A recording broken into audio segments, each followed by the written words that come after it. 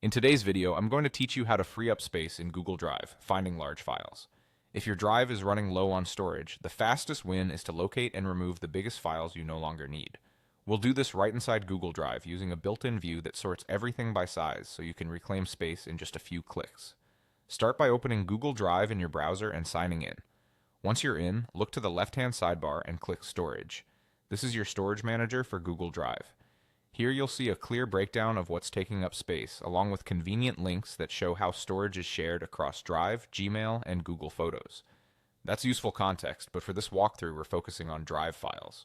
In the main panel, your files are automatically sorted by size, with the largest items at the top. This makes it easy to spot space hogs like long videos, large PDFs, archives, and high-resolution images. Before you remove anything, take a moment to confirm it's safe to delete. Ask yourself whether the file is still in use, whether there's a newer version elsewhere, or whether it's a duplicate you no longer need. If it's a shared file, consider whether others might still rely on it. Deleting it could remove access for collaborators. When you're confident it's okay to remove a file, select it and choose the option to remove or delete. If you want extra assurance, you can open a quick preview first to double-check the contents and make sure you're not losing something important.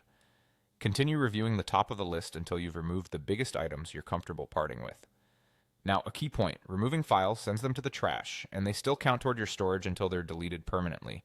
To finish the cleanup, go to the trash section in the left sidebar. From there, you can delete specific items forever or empty the entire trash if you're certain you no longer need anything inside. Keep in mind that permanently deleted files can't be recovered, so make sure you're confident before you take this step. After you clear the trash, your available space should increase. If it doesn't appear right away, refresh the page and give it a moment to update. That's it. By using the storage view to find and remove large files, then emptying the trash, you can quickly free up space in Google Drive without any guesswork.